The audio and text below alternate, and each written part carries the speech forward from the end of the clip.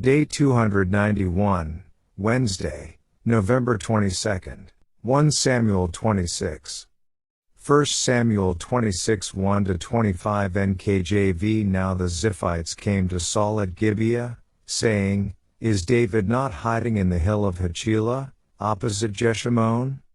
Then Saul arose and went down to the wilderness of Ziph, having 3,000 chosen men of Israel with him, to seek David in the wilderness of Ziph. And Saul encamped in the hill of Hachilah, which is opposite Jeshimon, by the road. But David stayed in the wilderness, and he saw that Saul came after him into the wilderness. David therefore sent out spies, and understood that Saul had indeed come. So David arose and came to the place where Saul had encamped. And David saw the place where Saul lay, and Abner the son of Ner, the commander of his army. Now Saul lay within the camp, with the people encamped all around him.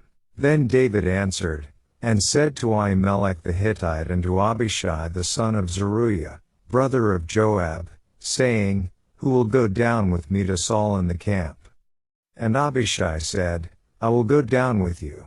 So David and Abishai came to the people by night, and there Saul lay sleeping within the camp, with his spear stuck in the ground by his head, and Abner and the people lay all around him. Then Abishai said to David, God has delivered your enemy into your hand this day. Now therefore, please, let me strike him at once with the spear, right to the earth, and I will not have to strike him a second time. But David said to Abishai, Do not destroy him, for who can stretch out his hand against the Lord's anointed, and be guiltless? David said furthermore, As the Lord lives, the Lord shall strike him, or his day shall come to die, or he shall go out to battle and perish. The Lord forbid that I should stretch out my hand against the Lord's anointed. But please, take now the spear and the jug of water that are by his head, and let us go. So David took the spear and the jug of water by Saul's head, and they got away, and no man saw or knew it or awoke. For they were all asleep, because a deep sleep from the Lord had fallen on them. Now David went over to the other side, and stood on the top of a hill afar off, a great distance being between them.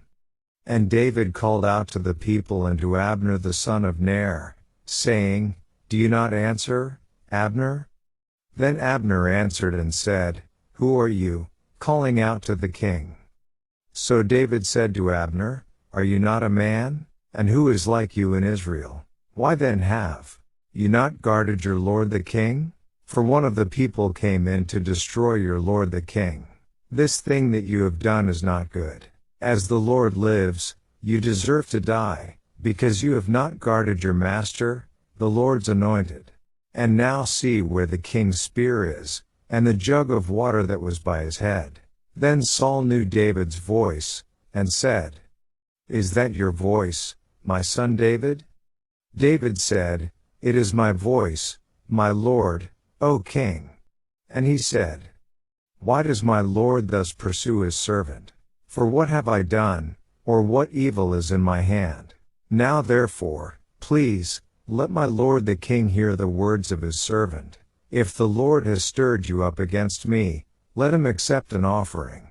But if it is the children of men, may they be cursed before the Lord, for they have driven me out this day from sharing in the inheritance of the Lord, saying, Go, serve other gods. So now, do not let my blood fall to the earth before the face of the Lord.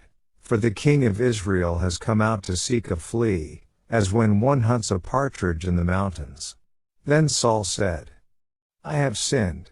Return, my son David, for I will harm you no more, because my life was precious in your eyes this day. Indeed I have played the fool and erred exceedingly.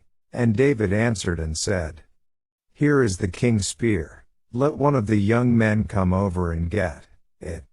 May the Lord repay every man for his righteousness and his faithfulness, for the Lord delivered you into my hand today, but I would not stretch out my hand against the Lord's anointed. And indeed, as your life was valued much this day in my eyes, So let my life be valued much in the eyes of the Lord, and let him deliver me out of all tribulation. Then Saul said to David, May you be blessed, my son David. You shall both do great things and also still prevail.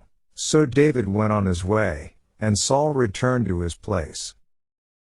Daily Deep Dive. The UCG reading program states, this is the second time the Ziphites attempt to deliver David into the hands of Saul. Saul's respect for David's knowledge of battle is evident as he takes 3,000 soldiers with him in his pursuit of David and his 600 men. After a 25-mile march south, from Gibeah to the wilderness of Ziph, where David is hiding, Saul and his troops make camp. It is here that God directly intervenes for David. Abishai, David's nephew, 1 Chronicles 2:16, volunteers for what seems an extremely dangerous plan. In any given troop deployment, there are always sentinels who stand watch over an encampment. From 1 Samuel 26:12, we find that God causes a deep sleep to come on Saul and his troops, allowing David and Abishai unrestricted access to the campsite. As David has constantly been on the run from Saul, fearing for his life, this miracle no doubt greatly encourages David. But we should also observe that he resists the natural inclination to read it as license to take matters into his own hands. As these scriptures are intended for examples, 1 Corinthians 10:11, let's pause here for a self-evaluation of this incident. Would we have acted as Abishai, and assumed that the intent of God was to have Saul killed? Or would we have thought like David, a man who made many mistakes yet who is referred to as a man after God's own heart? It is important for us to ask the question in light of any given situation. What is God's will? David knows that Saul is king over Israel by God's direct decree, and he feels strongly that it will be God's hand that will remove him. Indeed, Acts 13 says, And afterward they asked for a king. So God gave them Saul the son of Kish, a man of the tribe of Benjamin, for 40 years. And when he had removed him, he raised up for them David as king, to whom also he gave testimony and said, I have found David the son of Jesse, a man after my own heart, who will do all my will. Verses 2122. So David does not take Saul's life, but he does take his spear and his canteen, symbolic of Saul's strength and sustenance, as proof of his venture. After returning safely from the campsite, David chastises Abner, captain of the guard and the one ultimately responsible for Saul's safety. This embarrassment may be instrumental in Abner's temporary refusal to acknowledge David as king after Saul's death. But David's humility, for the king of Israel has come out to seek a flea, 1 Samuel 26:20, causes Saul to acknowledge his foolishness, at least for the time being. David still keeps his distance as he knows that Saul has a habit of quickly changing his mind and attitude. Though not yet written, we find here, in principle, Christ's admonition of Matthew 10:16 in use, be wise as serpents and harmless as doves. After this incident, it appears that David and Saul never see each other again. End. Verse 6, Abishai is a skilled warrior. In 2 Samuel 21:17 he slays the giant Ishbi-Benob, and 2 chapters later in Samuel 23:18 we will see where he kills 300 men by himself. Verse 8, sometimes we receive advice that we may want to hear, but here David, being centered and grounded in God, doesn't listen to the advice and trusts God. What a tremendous example of faith and a tremendous example to all of us of the right way. Verse 10, David understands God doesn't need him to kill or remove Saul.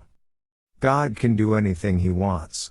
Verse 19, Adam Clarke's commentary states, his being obliged to leave the tabernacle, and the place where the true worship of God was performed, and take refuge among idolaters, said in effect, go, serve other gods.